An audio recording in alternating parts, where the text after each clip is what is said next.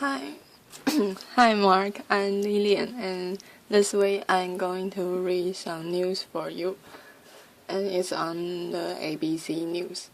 And the first one is Sony PlayStation 4's Blue Light of Death, halting some customers. The PlayStation 4 may have sold more than 1 million units in its first day alone, but not all of them are happy customers. Many consoles have experienced what being called the blue light of death, a situation where the PS4 doesn't output any signal to the TV while its power indicator display +18 blue light. All PS4 consoles display the blue light when the PS4 turns on, but it eventually transitions to white when the system is fully functional. Consoles afflicted with the blue light of death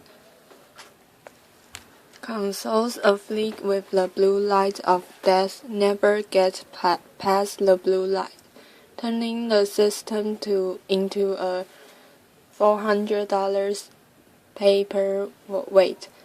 A troubleshooting guide on the PS4 forums say it could be issues relating to the system's power supply and hard drive, as well as incompatibility issues with certain televisions. We appreciate your patents while we investigate, wrote the Post's author, a Sony employee. But patent seems to be running thin for some customers. The PS4's customer reviews page on Amazon is filled with one-star reviews, many citing the blue light of death as the main reason for the negative review. PlayStation 4 reviews.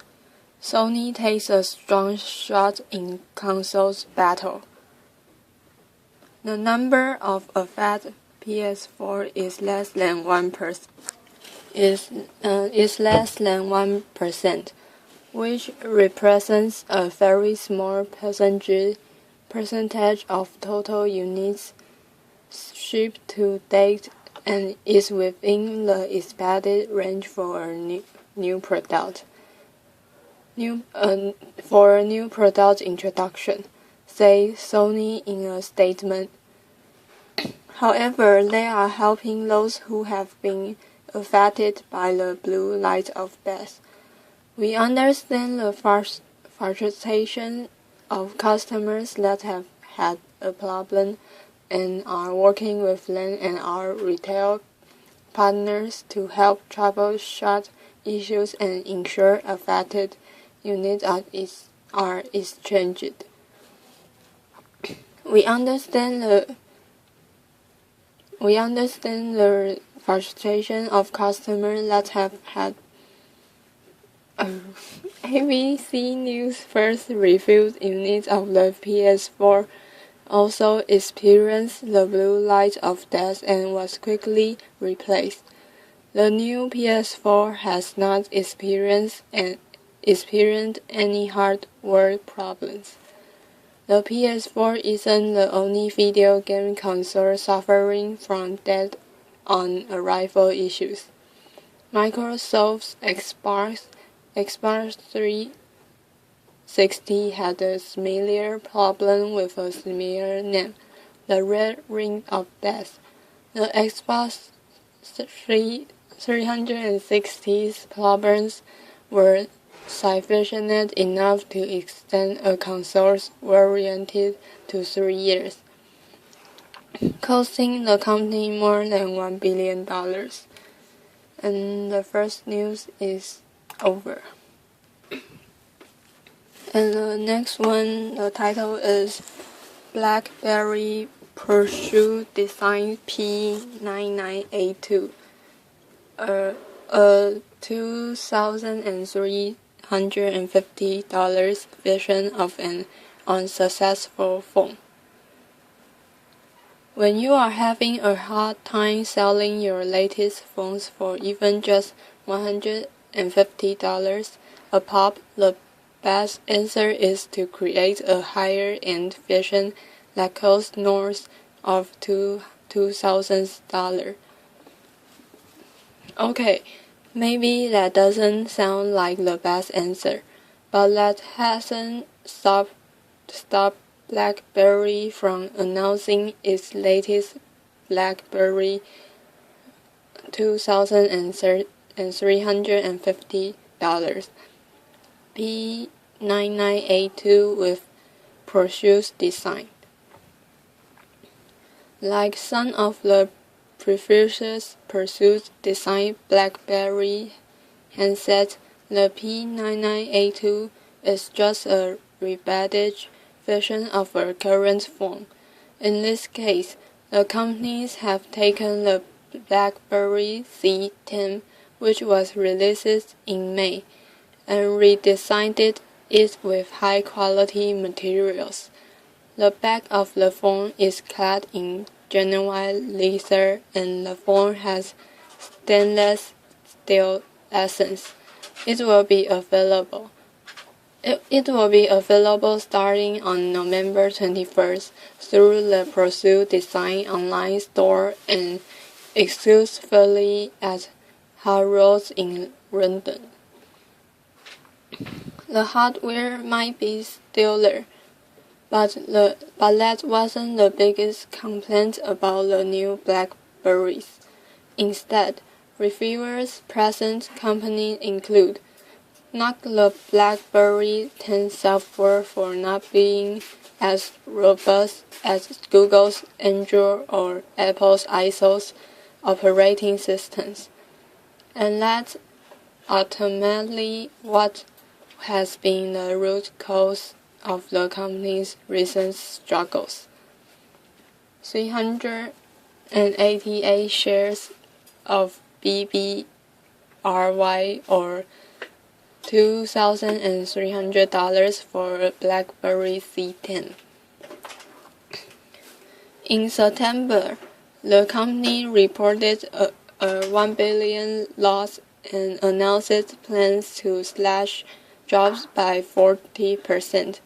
Earlier this month, after reports that it might be purchase or go property, the company announces that it would remain public and receive a $1 billion investment from Fairfax Financial Holdings. With BlackBerry stock at $6.9, it would take nearly 388 shares to equal one P9982. The new P9982 runs BlackBerry 10.2 and has some added features, including a special BlackBerry pin, the special series of numbers, which are used to add other BlackBerry users as contacts, will only be recognizable in the exclusive world of Peugeot Design smartphone owners, the company says. Of course, given that this phone costs $2,350 and BlackBerry is already having trouble selling the $150 version of the phone, that inclusive world is likely to be incredibly small. And the news is over. The next one, and the title is How Your Tweaks Can Help Fight Hunger in America. With obstetric so prevalent in the United States, it is hard to believe that 1 in 6 Americans frequently go to bed hungry. The millions who struggle with food insecurity in this country are often hardworking adults, children, and older Americans who simply cannot make ends meet. They are forced to go without food for several meals, or even days at a time, according to Feeding America, a non-profit group that supports local food banks all across the country. We at ABC Health decided to do something to help make sure more people have enough to eat this holiday season.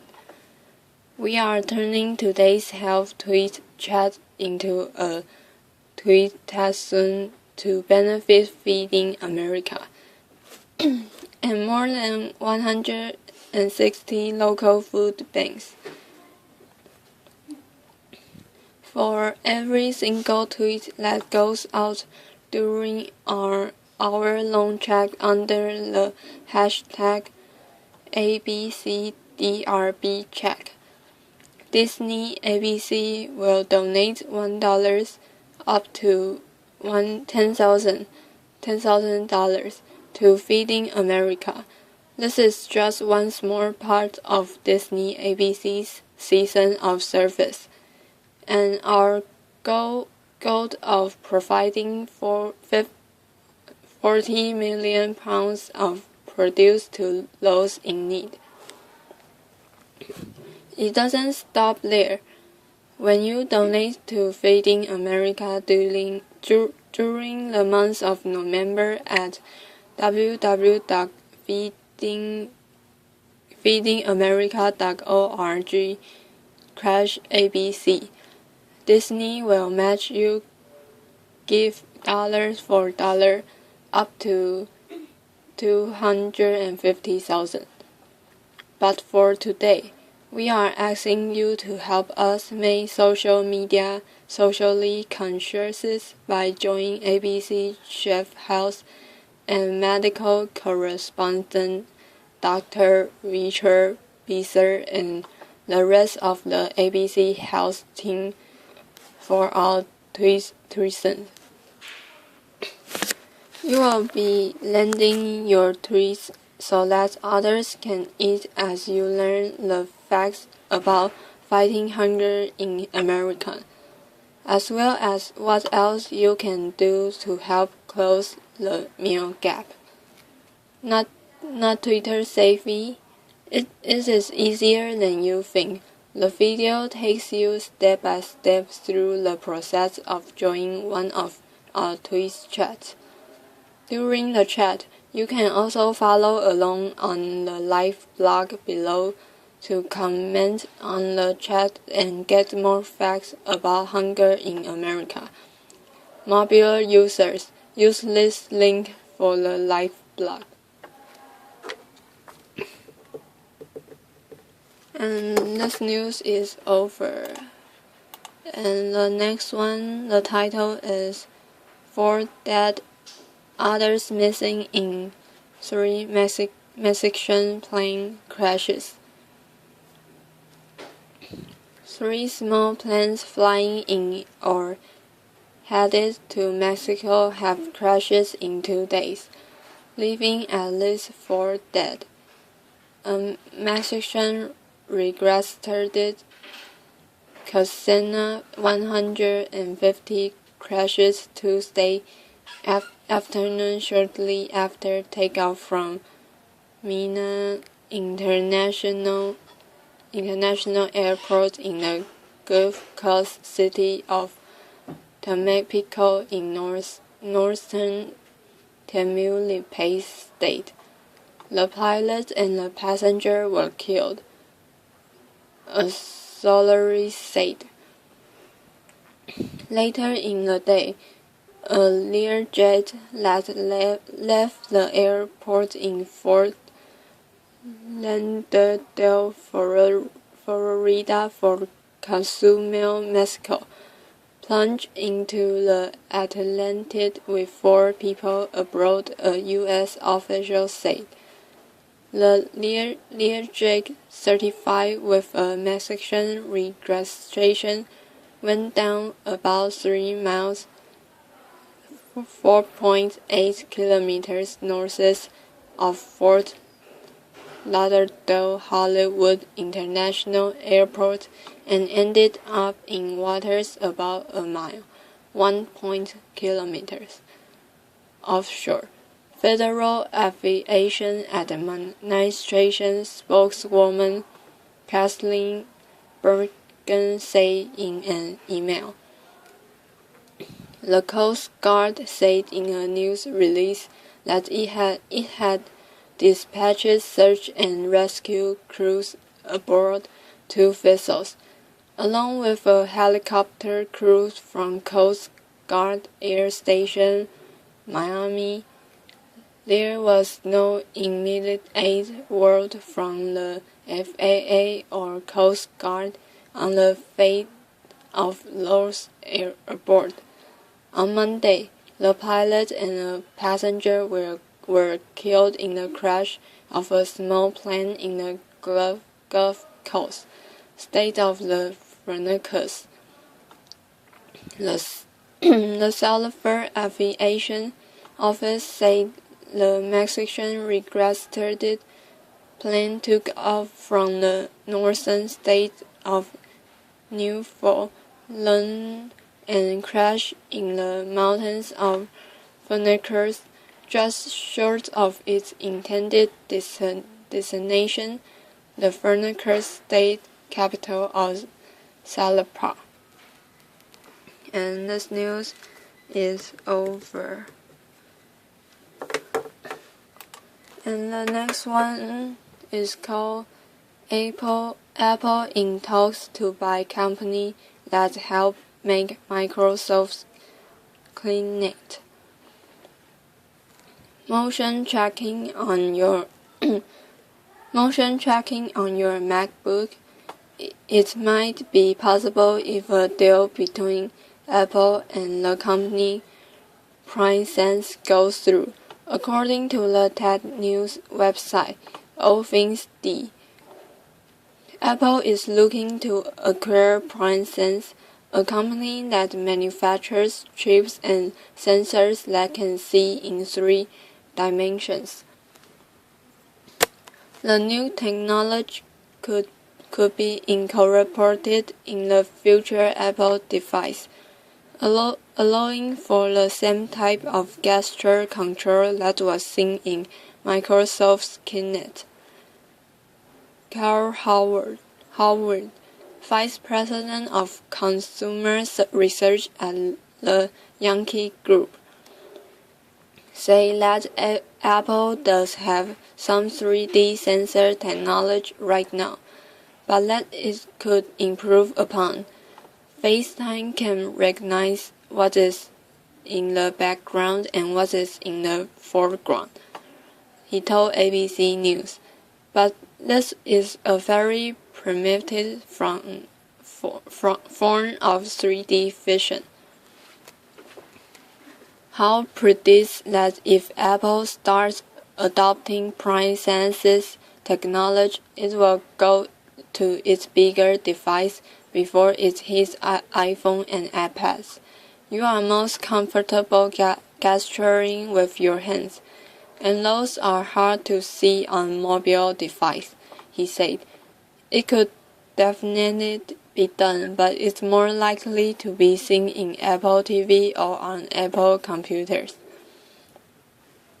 Apple's iPad mini with Retina display available.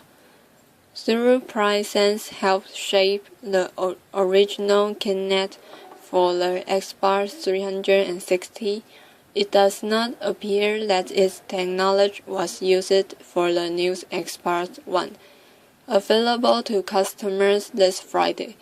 All Things D writes that Microsoft used homegrown technology for the new Kinect that is part of Xbox One. Princess and Apple declined to comment about the business deal. We do not comment on what any of our partners, customers, or potential customers are doing, and we do not relate to rumors or recycled rumors, said Princess in a statement. Howe also said not to expect anything right away if the deal goes through, despite the fact that it made great headlines. We don't know what Apple's going to do with it, he said. Sometimes they just acquire technology because they think it might be important. And this news is over. And the next news is to make your marriage last. Don't fight about it. Marriage is forever, so they say. Then why do so many fail? Physiologists and marriage counselors have pondered that question ever since the first couple said, "I do," followed too soon by "I don't."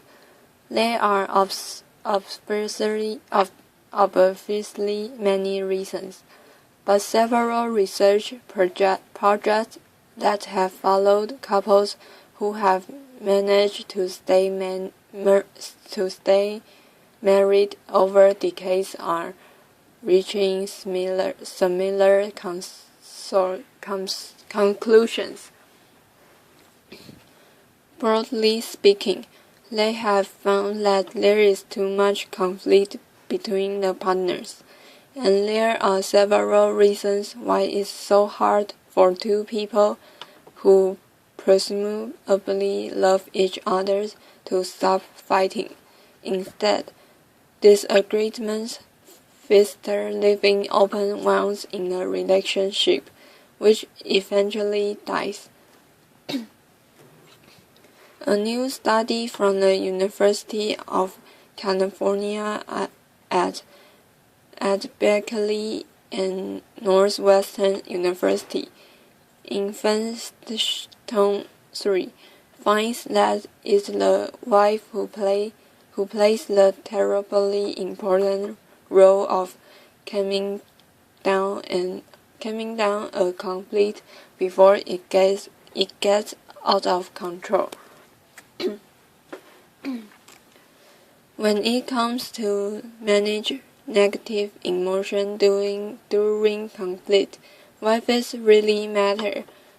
Berkeley physiologist named Block, lead author of a study published in the journal Emotion, said in releasing the findings, "It didn't seem to make much difference how long it took for the husband to calm down." Block and fellow researchers have followed 80 couples for 25 years and have found that when the wife settles down, the conflict is eased. The pattern leads to happier and more successful relationships. When wives discuss problems and suggest solutions, it helps couples deal with conflict. Berkeley physiologist Robert Levenson, senior author of the study, noted, "Ironically, this may not work so well for husbands, whom wives often criticize for leaping into problem-solving more too quickly." Unfortunately, in many conflicts, one partner or the other backs away and refuses to even discuss the issues. That pattern is particularly toxic, according to researchers at the University of Michigan, who interviewed 373 couples 4 times over a 60-year period. Spouses who deal with conflict constructively may view their partner's habit of withdrawing as a lack of investment in the relationship rather than an attempt to cool down. Researcher Kira Bridget said in releasing that study. The numbers reflected in that study are not very encouraging. Although 29% of the husbands and 21% of the wives claim they had no conflict during their blissful first year of marriage, 46% of the couples had divorced by the 6th year of the study. Even among those with reported no conflict when newlywed. Interestingly, that study also found that over the years, the wives grew less likely to withdraw, but husbands' behavior didn't change. Withdrawal also figures prominently in a 13-year study by researchers at San Francisco State University. Both husband and wives tried harder to avoid conflict as they aged, simply changing the subject and withdrawing from the discussion. Physiologist Sarah Holley said in releasing that study earlier this year that the research shows that as people age, they place less importance on disagreements and try to concentrate more on the affirmative. That sounds good, but Holley noted that withdrawing from the conflict can lead to escalation in the demands of the partner, leading to a self-perpetuating and polarizing pattern in a relationship. And this news is over.